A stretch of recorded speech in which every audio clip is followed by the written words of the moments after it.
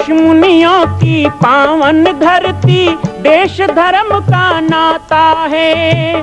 कहते सारे लोग यही हैं, गो हमारी माता है। जाग उठो ओ भारतवासी, जाग उठो ओ भारतवासी, गो पर छुरियां चलती हैं। बंद करो गो माँ की हत्या, सारी जनता कहती है। बंद करो गो माँ की हत्या, सारी जनता कहती है।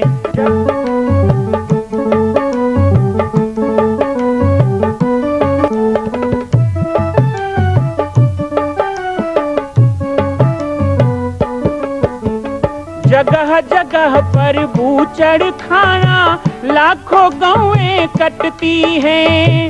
किसे सुनाए व्यथा हमारी, नैना नीर बहाती हैं। रक्षा करना गौ माता की, रक्षा करना गौ माता की, गीता ज्ञान सिखाती है। बंद करो गो माँ की हत्या, सारी जनता कहती है। बंद करो गो माँ की हत्या, सारी जनता कहती है।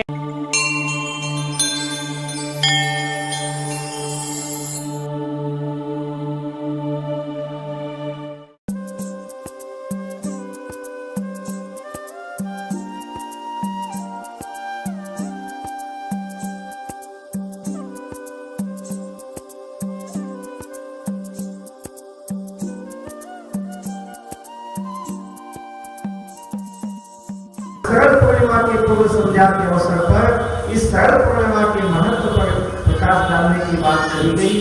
दो प्रकार से, पहला धार्मिक, दूसरा आज के समय का व्यवहारिक या समसामयिक वैज्ञानिक कह सकते हैं। सबसे पहला यदि धार्मिक पक्ष देखा जाए तो शरद पूर्णिमा के दिन वर्ष में सबसे बड़ा होता है चंद्रमा। शरद चंद्रमा का ही नाम है, सोम शरद, और शरद के नाम से शरद पूर्णिमा। शरद को अमृत भी कहा जाता है, और एक भाषा में यदि संस्कृत का वाङ्मय देखा जाए तो शरद का नाम शीतलता भी होता है, अर्थात सबसे शीतल रहने वाली रात्रि, सबसे ठंडा रहने वाला रात, या ये कहें कि सबसे बड़े चंद्रमा का रात जो होता है वो आश्विन शुक्ल पक्ष की पूर्णिमा अर्थात शरद पूर्णिमा, अर्थात कल होने वाला है 9 अक्टूबर। शरद पूर्णिमा के दिन हमारी मान्यता के अनुसार रात को 12 बजे से लेकर 3 बजे के मध्य में और 3 बजे से लेकर 6 बजे के मध्य में ये जो एक तो राक्षस काल होता है 12 से 3 और एक ब्रह्म काल होता है 3 से 6, इस बीच में अमृत की बूंदें आकाश से गिरती हैं। एक मान्यता ये भी है कि आपके खेत में जो धान के पेड़ लगे हुए हैं उसमें सोमो भूत्वा रसात्मक है। गीता में भगवान ने कहा कि सोम ही अन्न में दूध भरता है, रस भरता है, गंध देता है। ये फूलों को सुगंध देने वाला, फूलों को गंध देने वाला, ये फलों में रस भरने वाला, किसको खट्टा भरना है, किसको मीठा भरना है, किसको कसैला देना है, किसको कितना देना है, ये सब का मालिक कौन है? तो वो है चंद्रमा।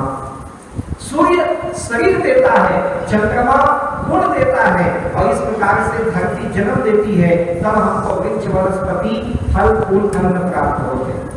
तो एक मान्यता ये भी है कि शरद पूर्णिमा की रात्रि में ही हमारे अन्न में दूध भरता है, इसलिए उसे अमृत अर्थात जीवन का आधार, प्राण का आधार तो अन्न है, तो अन्न सबसे बड़ा अमृत है। तो अमृत का निर्माण करने वाला रात्रि और ऋतु परिवर्तन शरद ऋतु आई।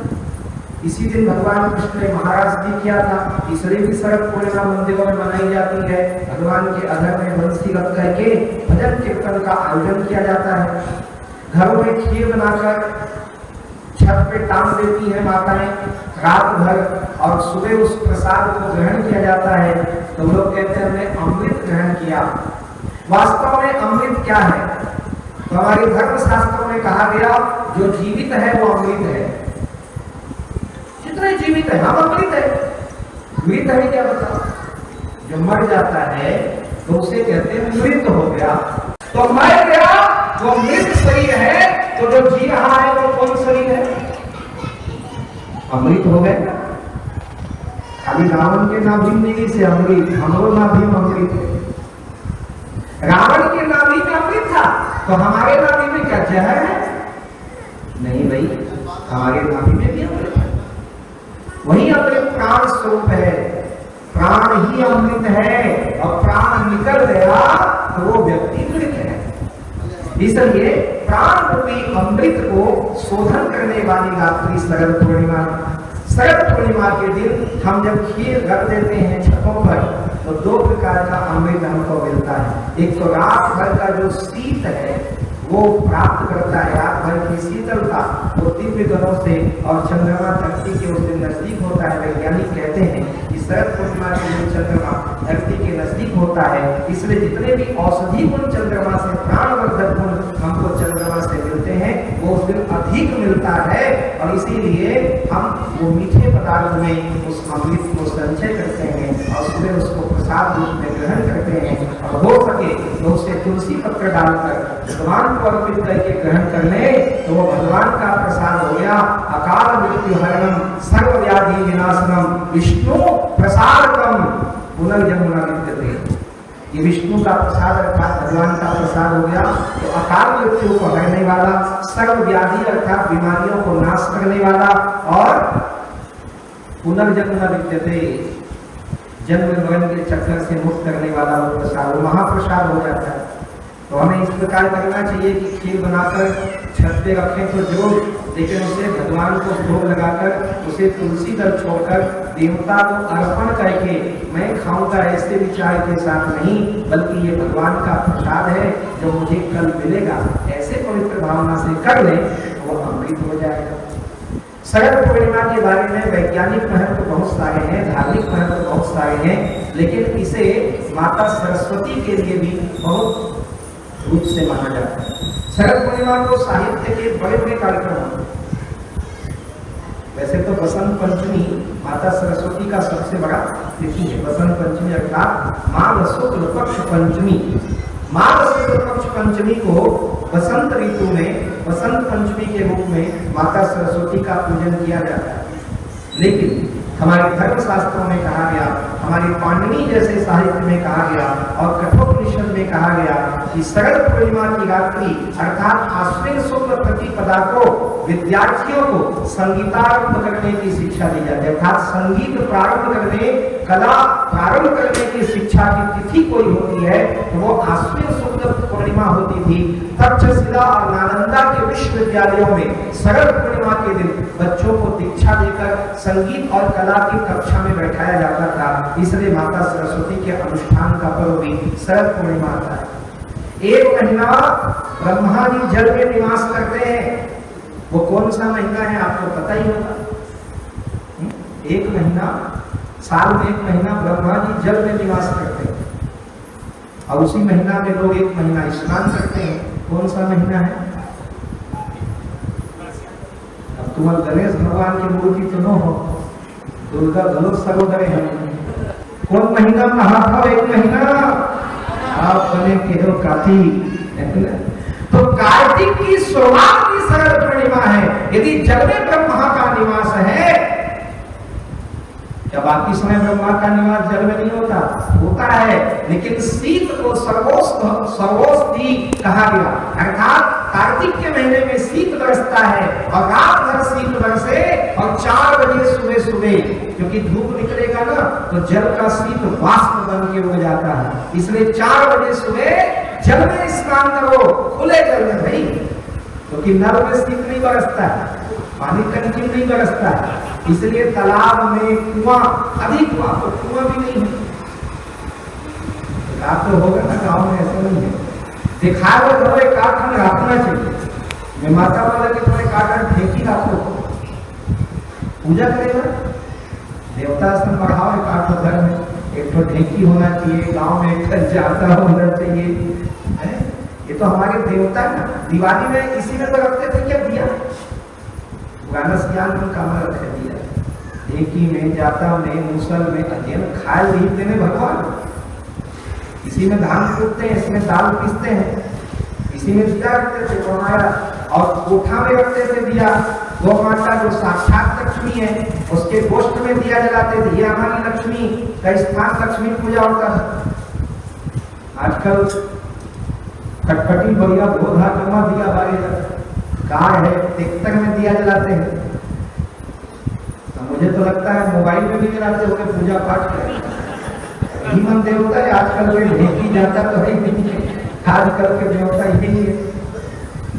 समय के साथ देखो कैसे बदलाव हो गया, लेकिन हम कहते हैं कि हमारी जो परंपराएं है ना, हमारी जो संस्कृति है ना, ये कभी मिटती नहीं है। बड़ी बड़ी हस्तियां मिट गई, लेकिन कुछ बात है कि हस्ती मिटती नहीं। हमारे भारत की संस्कृति और हस्ती को मिटाने की हिम्मत किसी में न कभी रही है, न आगे भी कोई मिटा पाएगा। रावण और कंस चले गए, छोटे मोटे लोगों का कौन पूछता है? ये हमारी संस्कृति है, परंपरा थी। ये हमारा टीकाकरण था, टीकाकरण। आजकल जो टीका लगाते हैं, अभी तीसरा डोज लगा लिए हो लगता है। उसका जो कई वैज्ञानिक है, प्रकृति का असंतुलन ही कोविड है। प्रकृति का असंतुलन ही कोविड है। और कितना बढ़िया हो गया था लॉकडाउन में, लोग अपने अपने घर में रहते थे, बढ़िया परिवार इकट्ठा हो गए, जितना चांदा वांदा गए थे सब बुला लिए, बच्चे पढ़ने गए उसको बुला लिए। ऐसे लग रहा था कि शीतकालीन छुट्टी चल रहा है। और घर का भोजन तक है, क्योंकि होटल तो बंद है, बाजार तो बंद है, उल्लू जुलून खाना ही नहीं है, मिलता ही नहीं है। दाल रोटी खाओ, हरी फुलगा। लॉकडाउन हो गया, गाड़ी मोटर बंद, घूमने कहाँ जाओगे? तो ये स्थिति जो लॉकडाउन की बनी थी, ये हमको बताता है कि प्रकृति असंतुलित हो गई। उसको संतुलन करने के लिए प्रकृति ने भी कहा कुछ दिन हमको आराम करने दो। बहुत लोग काल के मुख में चले गए, बड़े दुख की बात है। हम तो भगवान से प्रार्थना करते हैं कि ऐसी महामारी, वैसे तो आता ही है, 112 साल पहले भी आया था, अभी भी आया, लेकिन ना आए तो अच्छा है। विश्व पे ऐसी त्रासदी ना आए, लोग ऐसे अकाल मौत ना मरे, लोगों को इस प्रकार तकलीफ ना हो, इस प्रकार बीमारी ना हो। एक एक श्वास के लिए लोग ना तरसें, लेकिन एक एक श्वास के लिए हम जो तरस रहे थे, ऑक्सीजन की कमी हो रही थी, उसके कारण भी तो हम हैं। प्रकृति का दोहन करने की जगह प्रकृति का शोषण करने बैठे, तो प्रकृति का जो तांडव है वो भी हमको देखने को मिला। ये शिक्षा लेने की बात है। एक महीने कार्तिक में नहाने वाला, उसको 11 महीने के लिए फुल प्रोटीन मिल जाता था। नहाने से प्रोटीन मिलता है, बिल्कुल मिलता है। जब सुबह नहाओगे तो 6 घंटा ताजगी बन जाती है ना, तो 1 महीना कार्तिक नहाओ तो कितनी ताजगी बन जाती है। वही औषधि गुणों को ब्रह्म कहा गया, क्योंकि हमारी पतंजलि और सुश्रुत में कहा गया आरोग्यम तु ब्रह्मणो। जो शरीर स्वस्थ रहे तो समझ लो शरीर में ब्रह्मा का निवास है, तो जो स्वास्थ्य वर्धक है वो ब्रह्मा ही तो हुआ। इसलिए जल में ब्रह्मा का निवास 1 महीने कार्तिक में, और वो शुरुआत होता है शरद पूर्णिमा से। तो जो अमृत तत्व का शुरुआत करे उसे अमृत पूर्णिमा का शरद पूर्णिमा कहते हैं। दूसरे दिन से कार्तिक हो जाता है। अभी भी नियम बना है, अभी भी कुछ बिगड़ा नहीं है। चलो आप तालाब में नहीं जा सकते हो, चलो आप कुआं नहीं है तो भी ब्रह्म मुहूर्त में स्नान तो कर सकते हैं भाई। वैसे तो 12 महीना करना चाहिए, 12 महीना ब्रह्म मुहूर्त में उठ के स्नान करना चाहिए। अपने आप कई प्रकार की बीमारियां दूर हो जाती है। जो सूर्योदय के पहले उठ जाता है वो दिन भर जीता है, और जो सूर्य उदय होने के बाद उठता है उस दिन वो जीता नहीं है, बस सांस लेता है। क्योंकि जीवन तो ब्रह्म मुहूर्त में ही प्राप्त होता है। इसलिए ब्रह्म मुहूर्त भला हो थोड़ा रामदेव बाबा का, उसके पहले तो बड़ा गड़बड़ हुआ था, अभी तो ठीक है, फिर भी लोग उठने लग गए। और जिस बाबा जी की भी कृपा हो, लेकिन ये परंपरा बननी चाहिए। सुबह का समय और सुबह की हवा लाखों रोगों की दवा, अर्थात जो शीत हमको प्राप्त होता है, जो प्रकृति की पवित्र उष्मा हमको प्राप्त होती है, वो ब्रह्म मुहूर्त में ही प्राप्त होती है। इसलिए उस समय के लिए शरद पूर्णिमा को अमृत पूर्णिमा या शरद पूर्णिमा कहा गया। हम सब के भीतर हम अमृतस्य पुत्र, हमारा परिचय है। हमारे भारतीय संस्कृति में हमारा परिचय क्या है? ज्योति रूप है हम, प्रकाश रूप है हम। और क्या है, अमृतस्य पुत्र, हम अमृत के पुत्र हैं, हम पूरब हैं, पूरब वाले हर जान की कीमत जानते हैं, हम पूरब में रहने वाले अर्थात प्रकाश की तरफ जीने वाले लोग हैं। ये प्रकाश पर्व भी शरद पूर्णिमा से ही दिवाली प्रारंभ हो जाती है। माताएं ध्यान से सुनिए, कार्तिक में एक महीना घर के दरवाजे में दिया जलाना दिवाली नहीं तो क्या है। इसी कार्तिक में हमें शरद पूर्णिमा से शुरुआत होती है। ये प्रकाश पर्व की शुरुआत भी है। इसमें धनतेरस आएगा, इसमें नरक चौदस आएगा, पूर्णिमा आएगा, गोवर्धन आएगा, भाई दूज आएगा, गोपाष्टमी आएगी, देवउठनी आएगा और फिर कार्तिक पूर्णिमा जैसा पावन पर्व आएगा। मां कौशल्या की पावन जन्मभूमि छत्तीसगढ़ प्रांत में बालोद जिला में स्थित है श्री सर्वसिद्ध शक्तिपीठ जामड़ी पाटेश्वर धाम।